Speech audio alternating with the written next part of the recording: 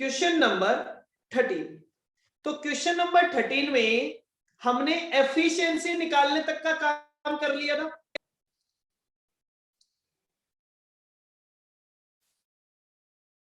हाँ जी, हाँ sir. Yes sir. Efficiency निकालने तक का काम हमने कर लिया था। उसी के आगे कर रहे हैं कैलकुलेशन ऑफ टोटल अर्निंग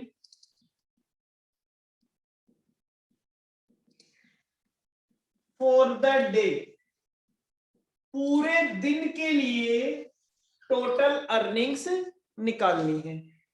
कौन कौन से वर्कर की निकालनी है बेटा? 4 वर्कर्स हैं। एक वर्कर है ए, एक वर्कर है बी, एक वर्कर है सी और एक वर्कर है D. A B C D 4 worker के लिए हमें निकालना है। सबसे पहले हम निकालते हैं 4 6 आवर्स। ये वो वाले 6 आवर्स है जहां पे परफॉर्मेंस बोनस मिलता है। चलिए, परफॉर्मेंस बोनस, और बोनस किस रेट से दिया जाता है? जिस रेट से आपने काम किया होता है। और वो कब दिया जाता है? जब आपकी एफिशिएंसी 100% से ज्यादा होती है। इसका मतलब क्या ए को कोई बोनस मिलने वाला है?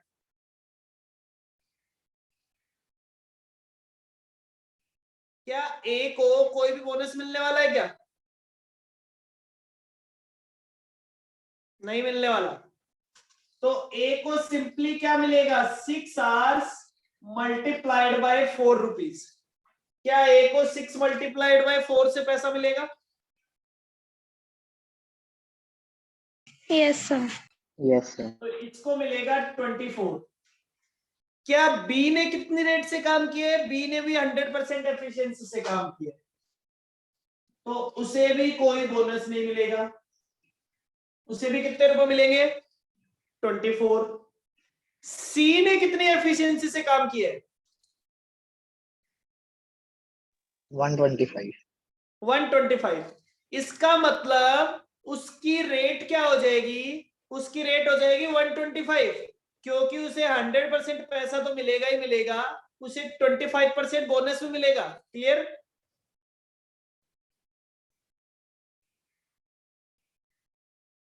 तो क्या मैं ऐसा कह सकता हूं कि सी को 6 घंटे के जो पैसे मिलेंगे वो 4 रुपए का 125% मिलेगा? Yes sir. कितना होता है?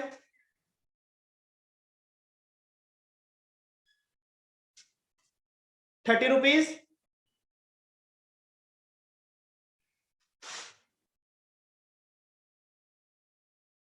और डी को क्या मिलेगा? डी को 6 घंटे का जो पैसा मिलेगा वो 4 रुपए का 150% से मिलेगा। डी को मिलेगा 6 घंटे का 4 रुपए का 150% से। क्यों? क्योंकि उसने जो काम किया है वो 150% की रेट से किया है। डन? Yes sir. तो इसको कितना मिल जाएगा? इसको मिल जाएगा 36। ओके। फिर हम आते हैं बाद वाले 4 2 आवर्स, जिसमें कोई बोनस नहीं मिलता है। बोनस नहीं मिलता है मतलब जितना काम किया है, मतलब जितने टाइम काम किया है उतने टाइम का पैसा मिल जाएगा। तो ये तो सभी को उतना ही मिलेगा। 2 आवर्स का 4 रुपए के हिसाब से, 2 आवर्स का 4 रुपए के हिसाब से, 2 आवर्स का 4 रुपए के हिसाब से, और 2 आवर्स का 4 रुपए के हिसाब से। इस वाले 2 घंटे के काम के लिए आपको कोई भी बोनस नहीं मिलता है। मतलब ये सभी को कितने कितने रुपए मिलेंगे?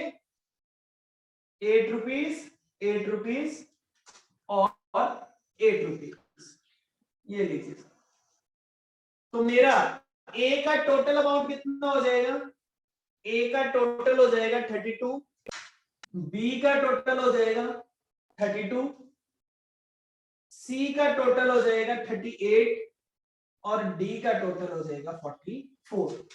ये हो जाएगी हमारी टोटल अर्निंग्स। ये लीजिए साहब, क्लियर है?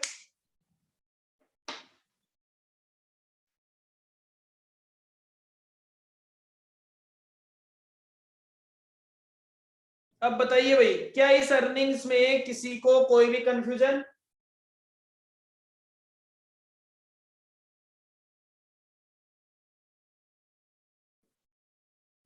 Subhash no sir, Kanika no sir, Krishna no sir. Okay चलिए बेटा, very good, thank you so much.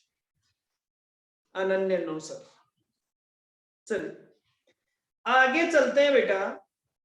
एक क्वेश्चन हमारे पास दिया हुआ है, इस क्वेश्चन को हम थोड़ा सा बाद में करेंगे।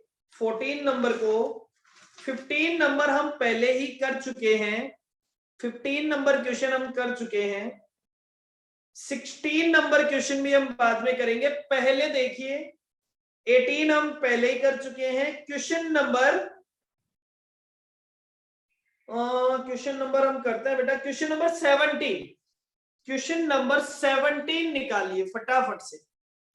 क्वेश्चन नंबर 17 देखिए, ये अपने आप में अगर आप ऐसा बोलते हो ना कि ये क्वेश्चन कोई इंप्लॉय कॉस्ट का क्वेश्चन है, तो ये एक्चुअल में इंप्लॉय कॉस्ट का क्वेश्चन है ही नहीं। ये तो आपके एक जनरल नॉलेज, मैं तो कहता हूं आपके एक जनरल नॉलेज का क्वेश्चन है कि आपको कितना नॉलेज है उस बात का क्वेश्चन दिया हुआ है। क्वेश्चन नंबर 17, ठीक है। जो हमारे बेसिक फॉर्मूला वाले क्वेश्चन थे वो क्वेश्चन हम पूरे कर चुके हैं, उन क्वेश्चन में हमें कोई दिक्कत नहीं है। बस अब तो हमें केवल इस चैप्टर में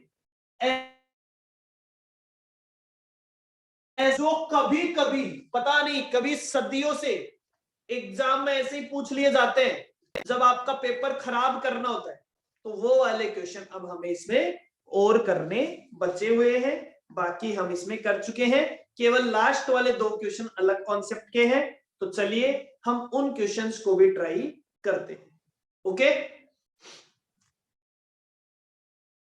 कुछ भी छोड़ के नहीं जाना बेटा कि हम कुछ भी छोड़ दें, ऐसा कभी नहीं हो सकता। चलिए साहब, क्वेश्चन नंबर 17 सभी को मिल गया? क्वेश्चन नंबर 17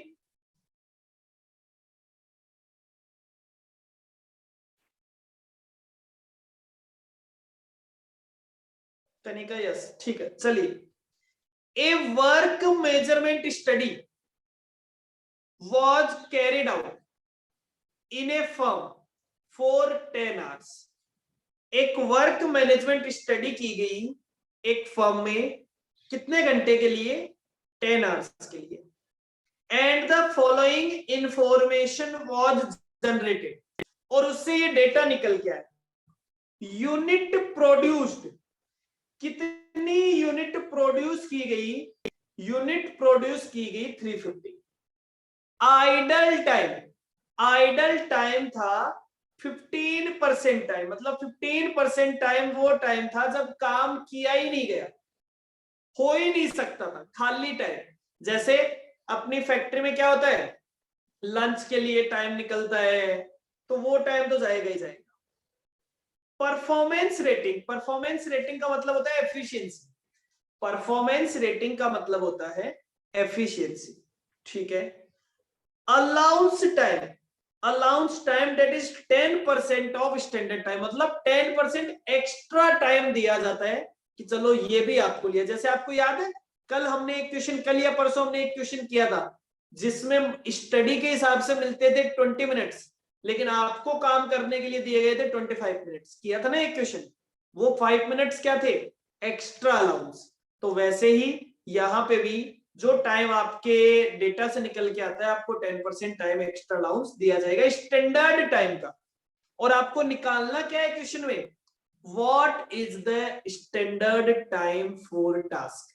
मैं सिंपल सा इसको एक इजी वर्ड्स में बोल सकता हूं, आपको टाइम अलाउड निकालना है। आपको क्वेश्चन में क्या निकालना है? टाइम अलाउड निकालना है। सबसे पहले मैं आपको देता हूं 2 मिनट, आप 2 मिनट में अपने हिसाब से ट्राई कीजिए टाइम अलाउड क्या होना चाहिए था। मैं आपको एक हिंट दे देता हूं, आपको क्वेश्चंस आवर्स में करने की जगह मिनट्स में ट्राई करना चाहिए। आवर्स की जगह आपको मिनट्स में ट्राई करना चाहिए। 10 आवर्स में 600 मिनट्स होते हैं, ठीक है ना। 10 आवर्स में आपने जो काम किया है 10 आवर्स में 600 मिनट होते हैं। मैं आपको 2 मिनट देता हूं, 2 मिनट में आप जितना ट्राई कर सकते हैं उतना ट्राई कीजिए, फिर हम उसका आंसर यहां पर डिस्कस करेंगे, ठीक है। एग्जाम के लिए ये एक बहुत ही इंपॉर्टेंट क्वेश्चन है, आपको पूरा क्वेश्चन करने के बाद आना चाहिए। एग्जाम में आएगा तो भैया ऐसा का ऐसा लिखा हुआ आएगा, परसेंटेज और फिगर चेंज हो सकते हैं, ऐसा का ऐसा लिखा हुआ आएगा। अगर आएगा तो आपके लिए 4 से 5 नंबर बोनस होने वाले हैं और किसी भी एग्जाम में आ सकता है, ठीक है। डन, तो फटाफट से ट्राई कीजिए, 2 मिनट आपके पास।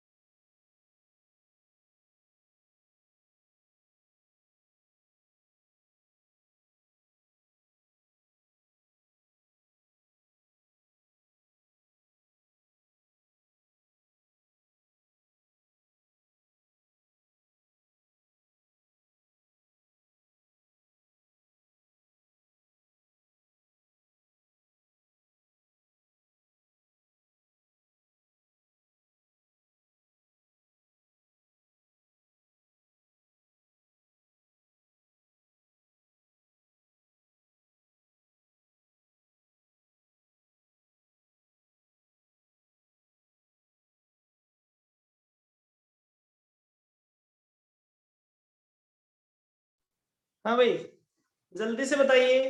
क्या आप में से किस किस का कितना टाइम आया है? कितना टाइम आया है? स्टैंडर्ड टाइम अलाउड निकाल पाए आप? कुछ भी, कुछ तो निकाला होगा, इतनी देर बैठे ही थोड़े ना रहे होंगे, कुछ तो कैलकुलेट किया होगा।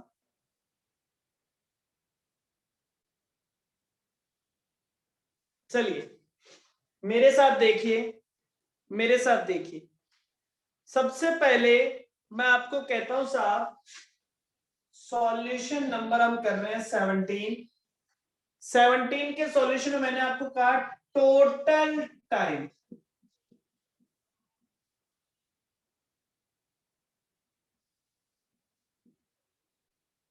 टोटल टाइम टेकन, आप इसे बोल सकते हो टोटल टाइम टेकन। कितना टोटल टाइम लगा है? टोटल टाइम लगा है 600 मिनट्स। क्या मैं ऐसा बोल सकता हूं?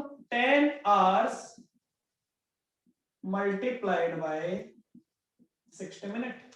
ओके, क्या टोटल टाइम को 600 बोला जा सकता है? 600 मिनट्स, क्योंकि पॉइंट्स में आएगा, पॉइंट्स में आएगा तो हम थोड़ा सा आगे पीछे कर सकते हैं, ठीक है।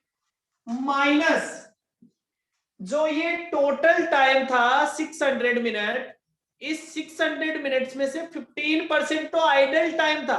आइडल टाइम का मतलब खाली टाइम, जिसमें काम किया ही नहीं गया, जिस टाइम को काम में लिया ही नहीं गया, तो हमने कहा idle time at the rate 15%। मतलब 600 मिनट्स में से 15%, 600 मिनट का 15% कितना होता है? 600 का 15% होता है 90 मिनट्स। 90 मिनट्स तो ऐसे हैं जब काम किया ही नहीं गया। तो 90 मिनट्स का मतलब एक्चुअल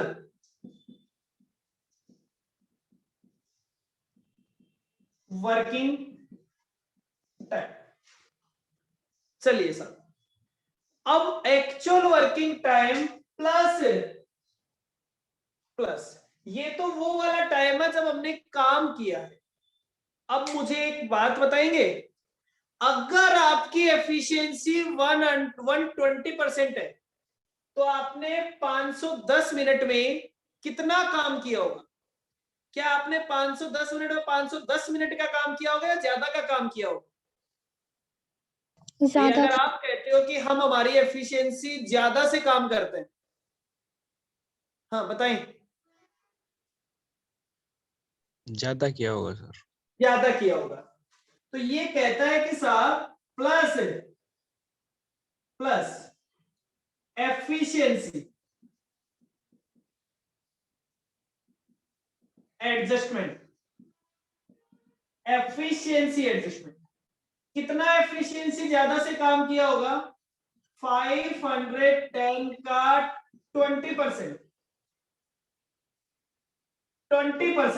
20% ज्यादा काम किया है, तो कितना हो गया 510 का 20%?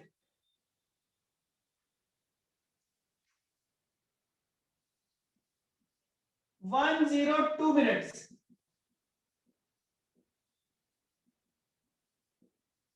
तो मैं कह सकता हूं कि साहब जो मैंने काम किया है, तो मैं कहता हूं साहब नॉर्मल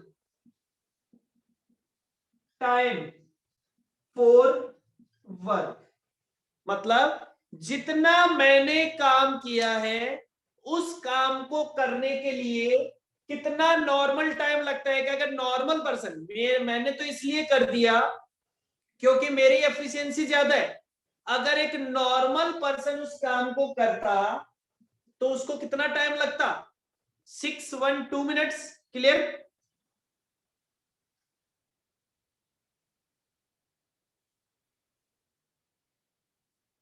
हाँ जी।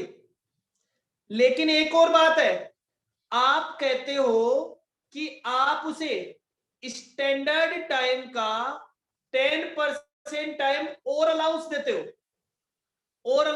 मतलब एक बात बताओ, अगर आपने उसे 100 मिनट दिए, मेरी बात ध्यान से सुनना, अगर आपने उसे उस काम को करने के लिए 100 मिनट दिए, तो नॉर्मली उस काम को करने के लिए कितने मिनट लगने चाहिए थे? आपने 100 मिनट में 10% एक्स्ट्रा दे रखा है। जो आपने 100 मिनट का टाइम दिया है उसमें आपने 10% एक्स्ट्रा दे रखा है। अगर आप वो एक्स्ट्रा वाला टाइम नहीं देते तो कितने मिनट देते? 90 मिनट। 90 मिनट्स। मतलब ये क्या इस वाले टाइम में एक्स्ट्रा टाइम दिया हुआ है क्या? क्या अभी तक एक्स्ट्रा टाइम दिया हुआ है?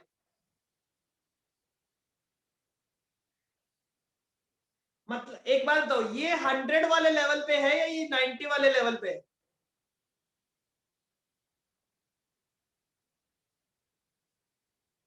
सुभाष, ये 100 पे कैसे हो सकता है?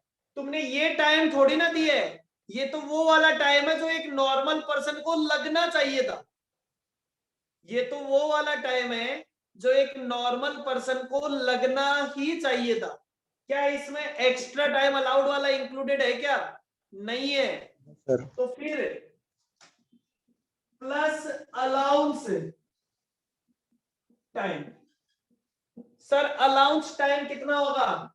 तो मैंने कहा अगर 61290 पे है तो 10% कितना होगा? मैं तो कहता हूं ये वाला आइटम है वो 90 पे, तो 10 कितना होगा बता दीजिए। फिर इसको रीवेरीफाई भी करेंगे, ठीक है ना? जल्दी बताइए।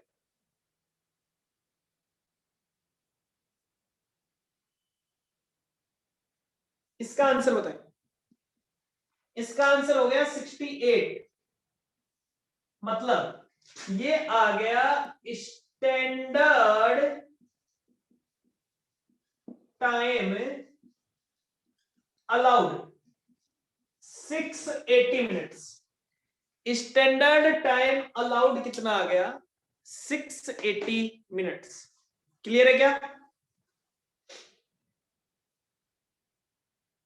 अब यहां तक पहले तो बताओ, यहां तक क्लियर है क्या? फिर इसको रीवेरीफाई करते हैं, यस कंफ्यूजन दूर करते हैं। मुझे पता है आपको कुछ कंफ्यूजन है इसमें, लेकिन जब इसको रीवेरीफाई करेंगे तो आपके सारे कंफ्यूजन दूर हो जाएंगे। डन। 680 तक मैंने जो कहा वो समझ में आ गया?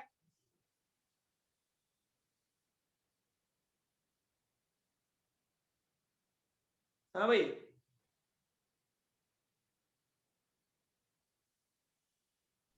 Yes sir. Yes sir. चलिए, हाँ अभी आ रहा हूं बेटा, अभी आ रहा हूं, अभी वापस से चलते हैं। एफिशिएंसी एडजस्टमेंट अभी समझ में आ जाएगा। सबसे पहले मुझे बताओ, अब मेरा आंसर आने के बाद मान लो आपने किसी काम को करने के लिए किसी आदमी को 680 मिनट्स दिए, ठीक है ना? कोई भी काम है, व्हाटएवर काम है, ये 350 यूनिट बनाने वाला काम था। इस काम को करने के लिए आपने किसी पर्सन को 680 मिनट्स दिए। डन। वो एक नॉर्मल पर्सन है और आप उसे क्या कह रहे हो? मैं तुम्हें 10% टाइम एक्स्ट्रा दे रहा हूं। जो मैंने तुम्हें टाइम दिया है ना, उस टाइम में 10% एक्स्ट्रा अलाउंस दिए। मतलब अगर 10% टाइम नहीं देते तो कितना टाइम होता? मतलब आपने दिए हैं 680 मिनट्स, 680 मिनट्स में 10% एक्स्ट्रा है, तो अगर आप उस एक्स्ट्रा वाले को हटा दो तो कितना टाइम मिलना चाहिए? 680 माइनस 10%, 68 हट जाएगा, कितना टाइम मिलेगा?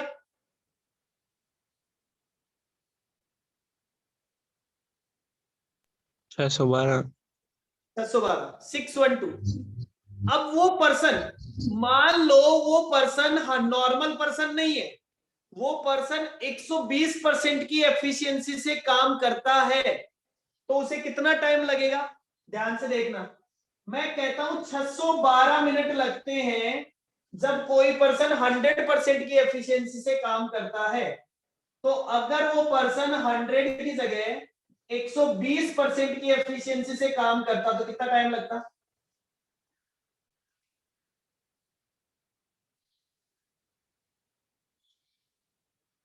510। 510 मिनट। मतलब जिस काम को नॉर्मल एफिशिएंसी से करने में 612 मिनट लगते हैं, अगर उसको 120% की एफिशिएंसी से किया जाए तो वो 510 मिनट में हो जाएगा। डन। Yes sir. तो इसका मतलब एक्चुअल वर्किंग टाइम कितना लगाना पड़ेगा? 510 मिनट। लेकिन एक बात पक्की है कि अगर आप 510 मिनट की एक्चुअल वर्किंग करोगे तो आपका 15% टाइम खराब भी होगा। 15% टाइम खराब होगा मतलब, अगर मैं आपको एक तरीका देता हूं कि अगर आप 85 आवर्स काम करते हैं तो आपके 15 आवर्स खराब भी होते हैं। डन। हाँ यही सर। कहेंगे ना कि आप 100 घंटे अगर फैक्ट्री में आते हैं तो 100 घंटे में से आपके 15 घंटे तो खराब हो जाते हैं। आप आके ड्रेस चेंज करते हैं, फैक्ट्री वाली ड्रेस पहनते हैं, आप लंच का टाइम भी लेते हैं, आपको चाय पीने के लिए टाइम भी चाहिए, तो वो सारा टाइम में 15% टाइम में आप ऐसा होता है जो आप काम कर ही नहीं सकते हो। कोई पर्सन लगातार 100 घंटे थोड़ी ना काम करेगा। तो आपने कहा 15% टाइम तो ऐसे ही चला जाता है, मतलब वर्किंग टाइम होता है 85%। तो 510 डिवाइडेड बाय 85 मल्टीप्लाइड बाय 100। तो इसका मतलब इस काम को करने में 600 मिनट का टाइम लगेगा। देखो 600 से स्टार्ट हुआ। क्लियर? तो हमें क्वेश्चन उल्टा पूछा गया था एक्चुअली। हमें क्वेश्चन ये नहीं कहा गया कि हम आपको कितना टाइम दे रहे हैं, हमें क्वेश्चन ये कहा गया एक्चुअल टाइम इतना है, आप ये बताओ हमने आपको कितना टाइम दिया था। अब समझ में आ गया एफिशिएंसी एडजस्टमेंट बेटा? मैंने कुछ नहीं किया, मैंने इसको उल्टा बनाया। अगर हम इधर से स्टार्ट करते 680 से तो ये बहुत इजी होता। डन। लेकिन ये सीधा कभी नहीं पूछा जाएगा, ये इसी सीक्वेंस में पूछा जाएगा, याद रखना। एक बार पहले पूछा भी अलाउंस गया टाइम दोबारा बता लगभग। दो ना। हाँ, अलाउंस टाइम दोबारा बता दो ना। अलाउंस टाइम दोबारा बता दो। अलाउंस टाइम टोटल टाइम का 10% है। अलाउंस टाइम अलाउड टाइम का 10% है, और आपसे पूछा है अलाउड टाइम। क्लियर? इसका मतलब ये जो नॉर्मल टाइम है, ये नॉर्मल टाइम मेरे पास 90% है। क्लियर?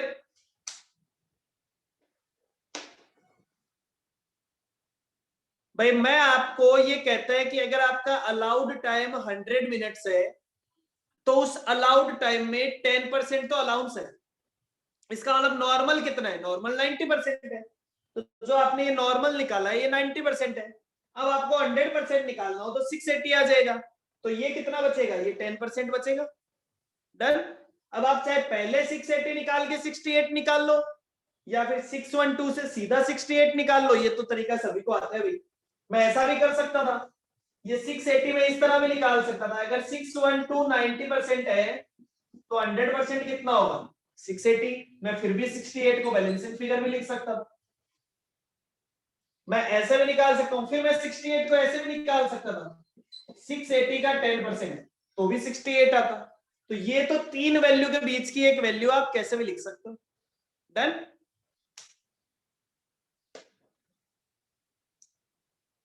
जब कभी भी आपको तीन वैल्यू दी, तीन वैल्यू में से दो वैल्यू दी हुई और एक निकालनी हो तो उसके तीन तरीके हो सकते हैं हमेशा, आप कैसे ही निकाल दो।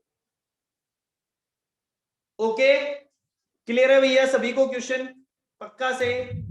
Yes sir. कोई कंफ्यूजन भूल तो नहीं जाओगे इस क्वेश्चन को? अगर एग्जाम में आ गया तो बेटा सेम आएगा, भूल मत जाना।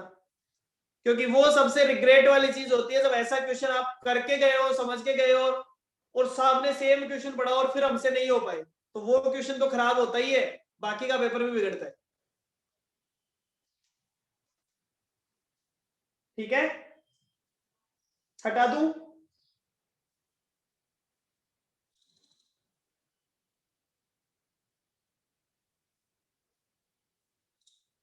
Subhash yes, Kanika yes.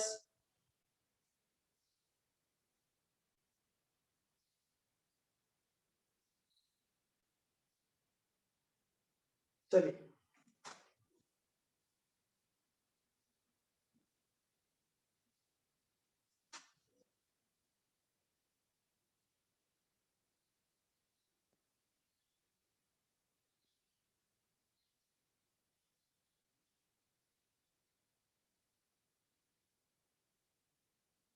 Okay चलिए साहब, क्वेश्चन नंबर 17 के बाद क्वेश्चन नंबर 18 हम कर चुके हैं। फटाफट से आप लोग देखिए क्वेश्चन नंबर 20। क्वेश्चन नंबर 20,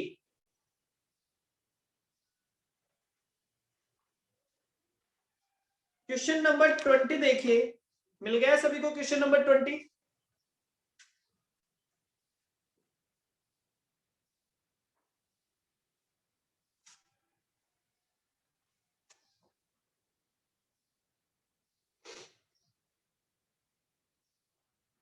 हाँ जी, यस।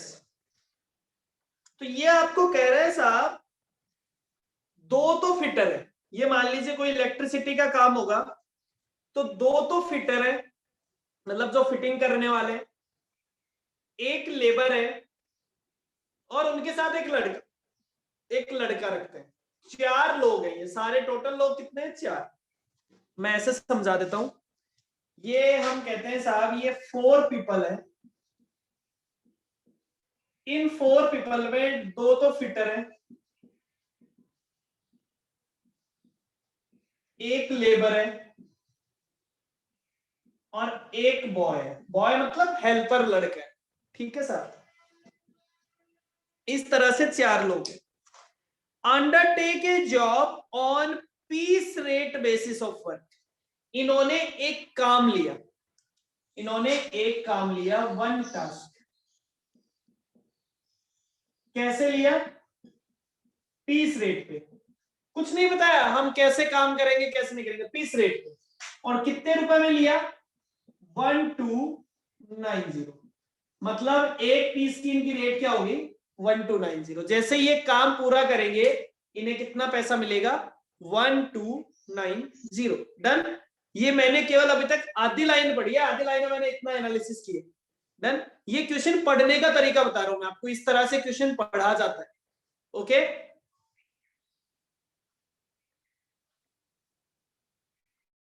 ये आपके चैप्टर के नॉलेज पे डिपेंड करता है। आपको पता चला पीस रेट, आपको पता चला ऐसे ऐसे लोग हैं, आपको पता चला इतना पैसा है, तो आप ये चीज निकाल सकते हो। हाँ भाई, ओके आगे पढ़ते हैं। The time spent by each of them is 220 ordinary working hours. मतलब इन्होंने कितना काम किया है? 220 आवर्स। इन्होंने कितना काम किया है? 220 आवर्स। इन्होंने कितना काम किया है? 220 आवर्स। मतलब सबने कितने टाइम काम किया है? 220, 220 और 220। द रेट ऑफ पे, मतलब पे करने का पैसा, on time rate basis. Time rate basis, अगर टाइम रेट से पैसा दिया जाए तो मैं कहता हूं अगर इनको टाइम रेट से पैसा दिया जाए तो इसको मिलेगा 1.50 पर आवर। इसकी टाइम रेट होगी 1 रुपीज पर आवर और इसकी टाइम रेट होगी 0.50 पर। डन। मतलब इन्होंने काम लिया था पीस रेट से। अभी तक हम क्वेश्चन पढ़ रहे हैं, हमें नहीं पता है क्वेश्चन में क्या करना है। इन्होंने इतने इतने टाइम काम किया है। फिटर की रेट होती है 1.50 पर आवर, लेबर की रेट होती है 1 रुपीज पर आवर, बॉय की रेट होती है 50 पैसा per hour. The amount of peace work premium and the share of each work when the piece work premium is divided proportionately to the wages paid। ठीक है साहब, अब ये कह रहे हैं कि जो पीस वर्क की वजह से उन्हें एक्स्ट्रा पैसा मिला है, मतलब अगर वो टाइम के हिसाब से काम करते तो उन्हें जितना पैसा मिलता, अगर पीस रेट की वजह से काम करने से उन्हें ज्यादा पैसा मिला। मैंने कहा मान लो ये काम अगर ये लोग टाइम के हिसाब से करते तो फॉर एग्जांपल इन्हें 700 मिलते, इन्होंने कितने में ठेका लिया था? 1290 में, मतलब इन्हें 590 रुपीज ज्यादा मिले। तो 590 किस वजह से ज्यादा मिले? इन्हें एक फिक्स अमाउंट में ठेका लिया। तो 590 रुपीज कैसे बांटने हैं इनको? वो टाइम रेट वाले रेशियो में बांटने। ठीक है, कैसे बांटने वो समझेंगे अभी। Compute the selling price of the above job on the basis of the following data. अब आपको इस जॉब का सेलिंग प्राइस में निकालना है। मटेरियल लग रहा है 2010 का, ओवरहेड लग रहा है प्राइम कॉस्ट का 20%, सेलिंग ओवरहेड लग रहा है 10% और प्रॉफिट लग रहा है 25%। ओके सर, अब मैं आपको बताता हूं आपको क्वेश्चन में करना क्या। एक बात समझते हैं, मान लीजिए अपन 4 लोग हैं। पहले मेरी बात समझिएगा फिर आगे की बात समझिएगा। अपन 4 लोग हैं, 2 लोग फिटर हैं, 1 लोग लेबर है और 1 लड़का है। अपन चारों किसी काम को करने के लिए गए और उस काम के अपन ने सामने वाले से 1290 रुपए ले। ओके साहब, वेरी गुड। अब हमने कहा भाई वो पैसा तो उससे लिए, क्या उसको ये समझाया होगा ये पैसा फिटर का है, ये फिटर नंबर 2 का है, ये बॉय का है और ये लेबर का है? क्या उसको समझाया होगा? क्या उसको तो पीस रेट में उसको तो एक बात बताई होगी, अगर आपको काम कराना है तो कितने रुपए लगेंगे? 1290। डन, यही कहा होगा उसे।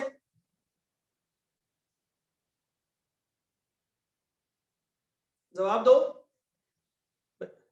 अब वो 1290 लेके आप अपने पास आ गए, तो क्या वो 1290 रुपए आप तीनों आपस में बांटेंगे या नहीं बांटेंगे?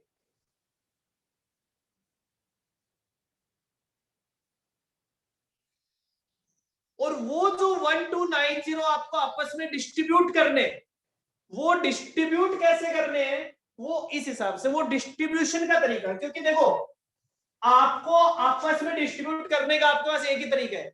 आपको सबका टाइम बता रखा है और सबके टाइम की रेट बता रखी है, तो पहले तो भैया सबको टाइम के हिसाब से पैसे दे दो। लेकिन वो कहता है टाइम के हिसाब से पैसे देने के बाद आपके पास एक्स्ट्रा बचेगा, कुछ पैसा और बच जाएगा जो ज्यादा है, तो ज्यादा वाले पैसे को क्या बोलते हैं? प्रीमियम। तो उस प्रीमियम को कैसे बांटना है? तो बोले टाइम के हिसाब से आपने जितना जितना बांटा था उसके हिसाब से जिसका जितना वेजेस बनता है उतना और बांट दीजिए, उस रेशियो में बांट दीजिए। तो मैंने कहा अभी इसको सॉल्व करने की कोशिश करते हैं, मेरे साथ देखिएगा इस क्वेश्चन को कैसे सॉल्व करना है। मैंने कहा था ना ये सारा खेल किस चीज का है? ये सारा खेल लैंग्वेज का है, कि आपको क्वेश्चन की लैंग्वेज को पढ़ना पड़ेगा, समझना पड़ेगा।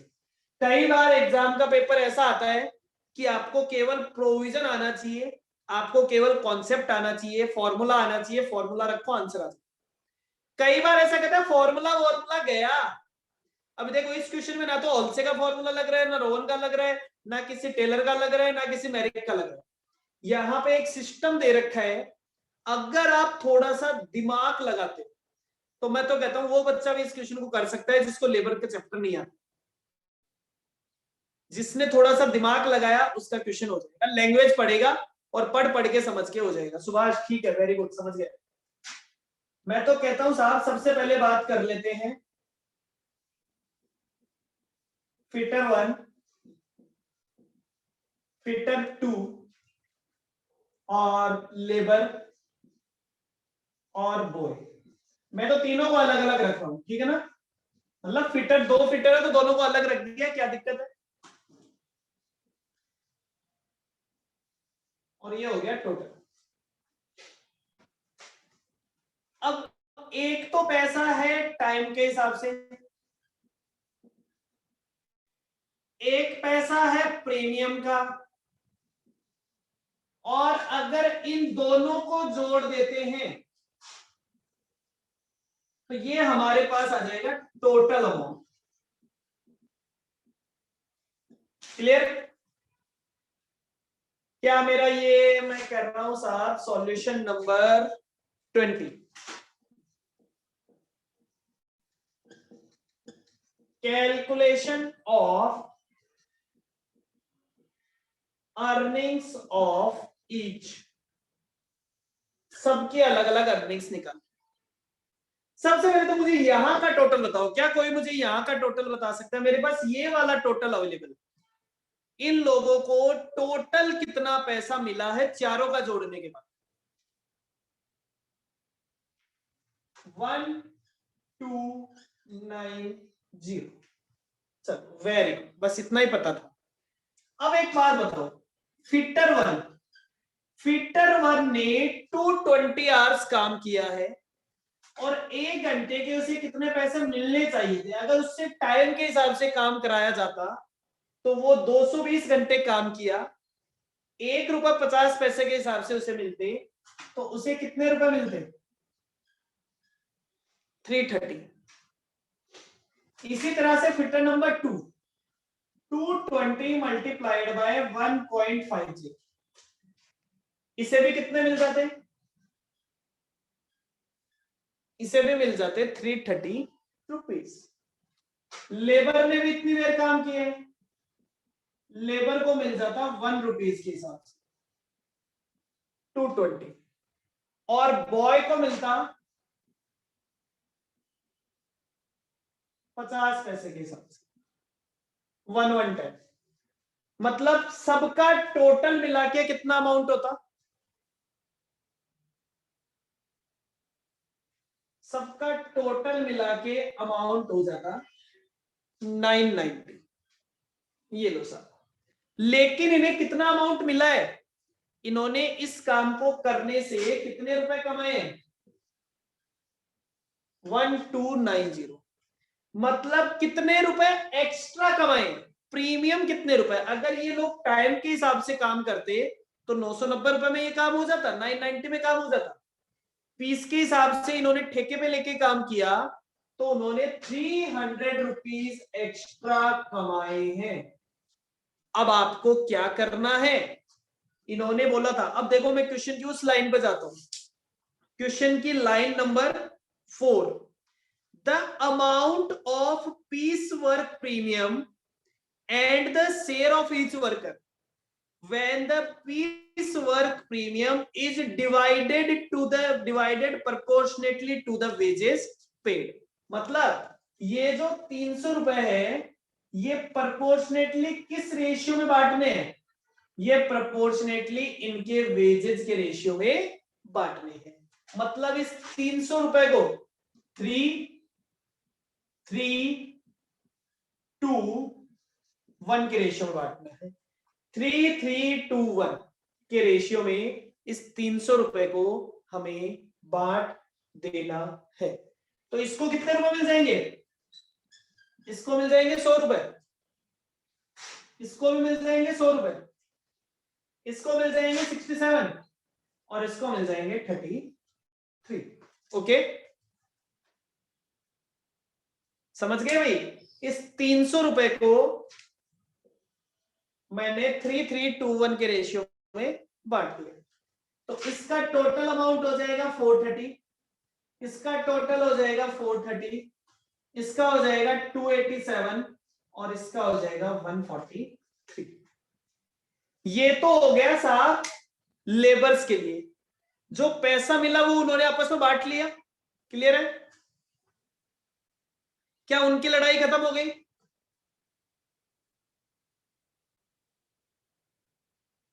नोट कर लीजिए पूरे स्टेटमेंट को, इतने को तो नोट कीजिए। अभी इसमें एक आंसर और बाकी है।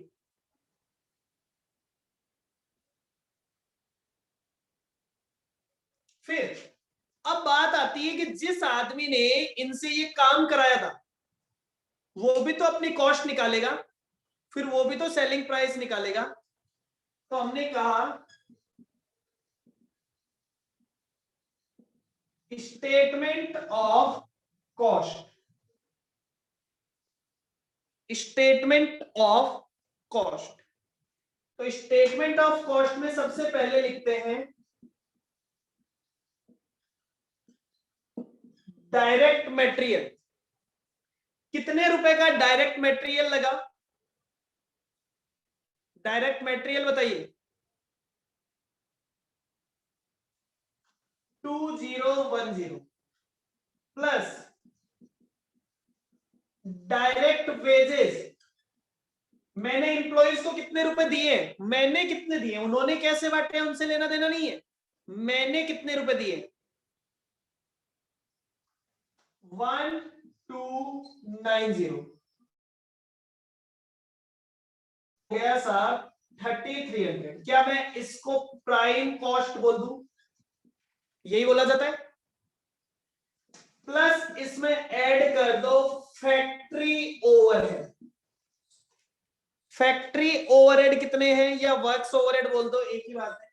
फैक्ट्री ओवरहेड और works overhead at the rate 20%। 20% का मतलब 660। 20% का मतलब होता है 660। तो ये अमाउंट हो गया 3960। फिर इसके बाद वो बोलता है साहब इसमें जोड़ दो 10% selling overhead. Selling overhead at the rate 10%। तो 3960 का 10%, 396। टोटल अमाउंट कितना हो जाता है, टोटल कॉस्ट?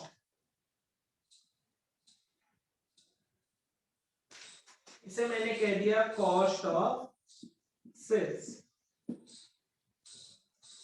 4356 प्लस 25% प्रॉफिट,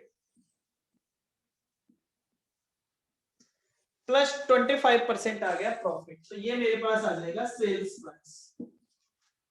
कितना आ जाता है प्रॉफिट?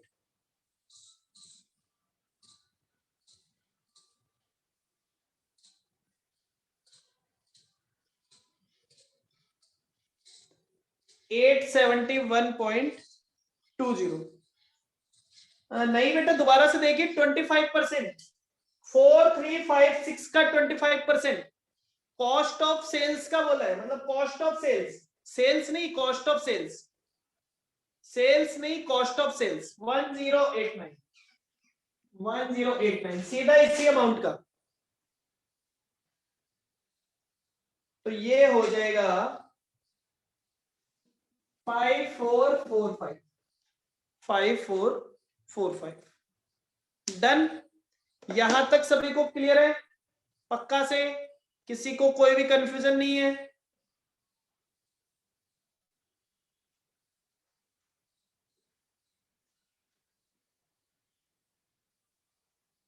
चलिए साहब, very good, thank you so much.